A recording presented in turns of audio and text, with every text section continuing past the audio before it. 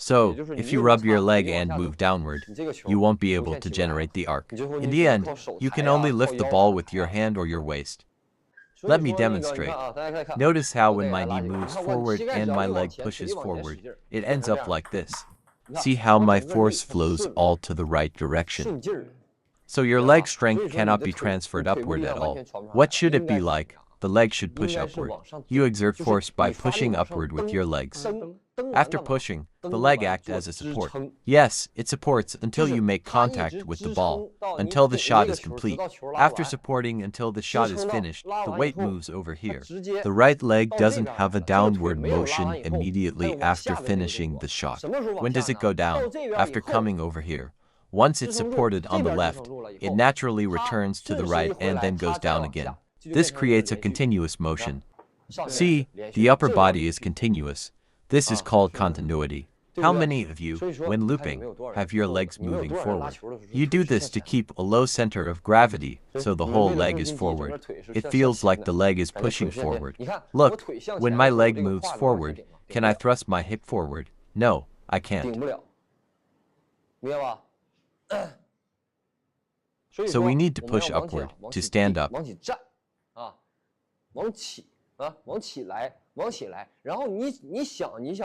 Push upward. Then you might think, if my leg pushes upward, isn't my force directed upward? Look, when I push with my leg, then I rotate my waist forward. Do you understand?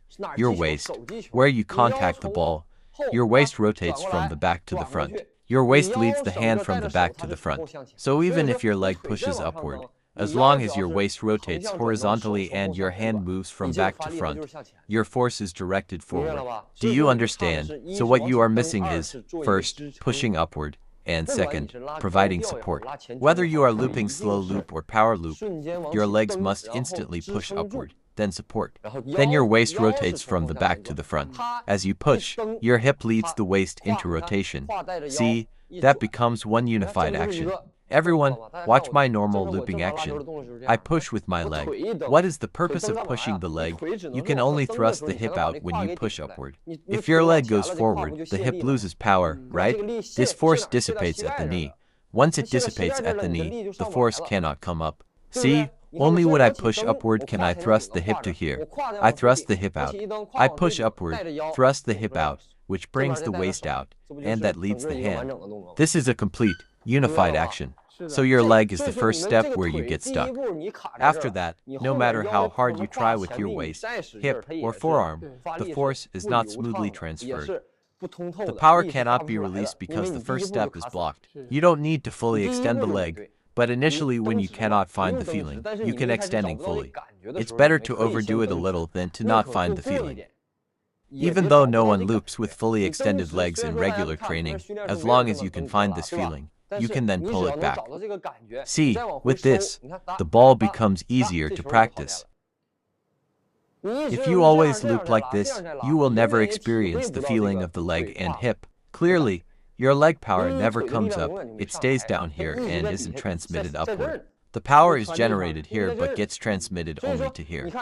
So you are still relying on your waist and hand to loop the ball. Without the legs, the waist is useless. It cannot exert any force at all. When children cannot move or transfer weight properly, the coach tells them to turn like this, right? That works. But when they become slightly more mature and develop more power, they must be taught to press down and then turn. It's the same for both slow loop and powerful loops. Push upward with the legs. Let me first loop a few slow loop. When completed the loop, my center of gravity has already shifted to the left. I support on the left side and then naturally return. This is called weight transfer. When I rotate my waist and exert force with my leg like this, does my weight shift to this side? It cannot transfer. You want to transfer, but you cannot, because your power is stuck here. Your power is still pressed down here, at the knee, so it cannot transfer over. If you have no weight transfer, so looping becomes very tiring. You are just using brute force. See, I use the power of my right leg to push out and support, and I arrive on the left side. The right hand pulls to the left, the left hand pulls to the right. Then, following the inertia, the left leg gives a little force, and I return. After returning, I press with the right leg and ready again. This is continuity. If you don't have weight transfer and you try to be continuous, you will get tired easily. With proper weight transfer, I can loop 50 shots. I won't get tired. Why? Because I am using weight transfer to drive the waist, which drives the hand. The hand must be relaxed.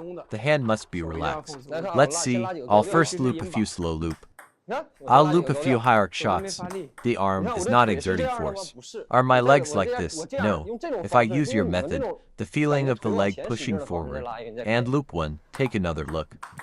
Right after I brush the ball, the power is pulled downward by it. The arc cannot rise because you sit backward. As soon as I brush, the power pulls downward, and the ball goes down. This leading you to rely on open racket angle and brush up. Look, as soon as I grab the ball and brush, my leg pushes upward. The initial arc goes out like this, right? It will clear the net nicely. If I brush and my leg press downward, the arc goes directly downward. Your direction is wrong from the start. Today's key point, remember, if you want to throw this racket far, do you throw it forward and downward, or forward and upward? You definitely throw it forward and upward. It will float for a while, creating an arc, right? You throw the arc out. First, the direction of the force must be correct. Then, how do we make it drop after passing the net? That relies on spin. What does it mean to tighten the arm? It makes the arc comes out. It drops downward, so it passes the net and lands on the table. Then we have a successful shot. Isn't that the way to master looping? So how do I get it over the net? Create the arc through brushing and breaking. Push the legs, thrust the hip to create the arc. Then use the waist to rotate forward. The ball's direction goes forward. It's very detailed, right? When you think about the principle of looping this way, it's correct method. I have the arc, I have the spin, I have the direction, my arc rises. Then you will have a successful shot. It's that simple, right? The arc tends to be too high. Your waist rotates forward. If I want to loop high, I do it slower. I push to create the arc. I make this part bigger. I loop high and slow. After this part rises, I quickly close instantly. If I want it faster, I close faster after the shot. The speed, fast or slow, and the length of the ball, long or short, are controlled by this action of your hand. The faster you close after brushing, the shorter the shot. The more you extend after grabbing, the longer ball that goes over.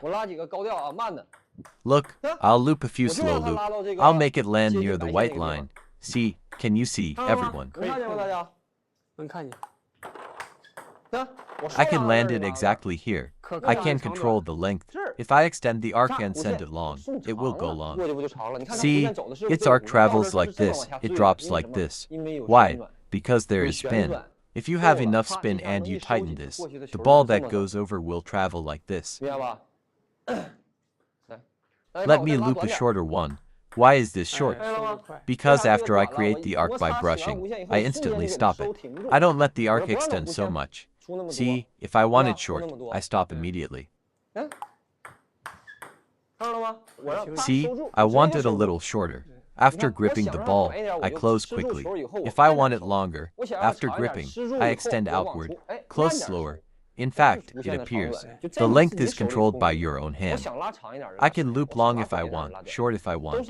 It's all under my control. Look at the leg movement. Whether I'm looping high arc or powerful, the leg is always pushing upward. Only when you push upward can your arc start to rise. Can the arc travel like this? Look at my legs.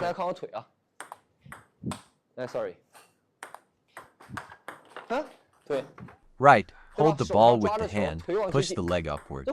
Doesn't the arc rise? You rely on lifting the hand to create the arc. How much arc can that create? Using the hand, you can only produce spin, but not in this direction. Right, I push with my leg, it goes in this direction.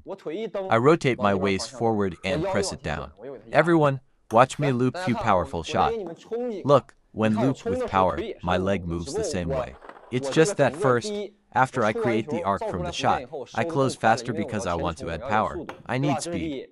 Second, my waist rotates from the back to the front.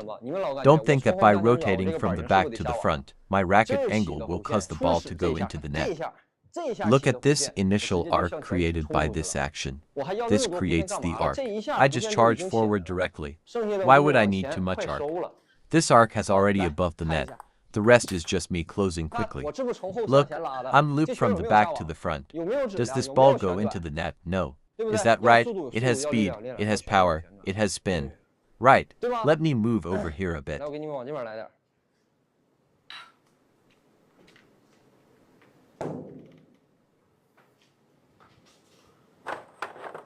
Look, I pull from the back to the front. I start from below.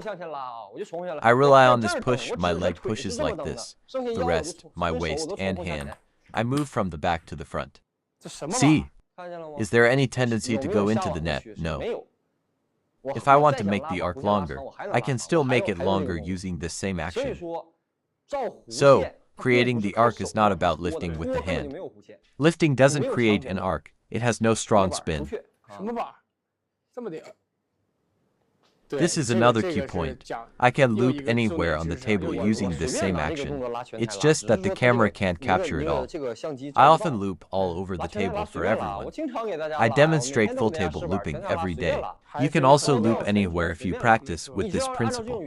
I'm not saying you will be able to do it just by listening. You need to practice. Sooner or later, you will be able to loop anywhere, because the principles, methods, and approaches you use are correct. For professional play, if the methods are correct, your progress time is shortened. This is already called a shortcut in table tennis. You think about it, a real shortcut. You say I give you one tip and you become great, your meridians are unblocked. That's not realistic. Maybe the camera can't capture it. I just fully charge that one spot.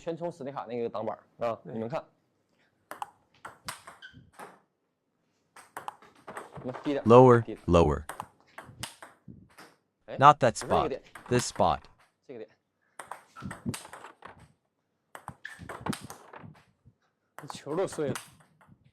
Look, this one went into the net. I'll push a bit more. After brushing, I push upward a bit more, and it won't go into the net. It doesn't affect my forward swing at all, understand? See, this one comes out.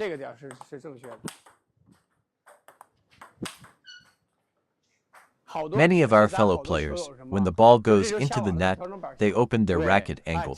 This is a big mistake. The loop goes into the net again, so you keep opening it until you can't hit it anymore.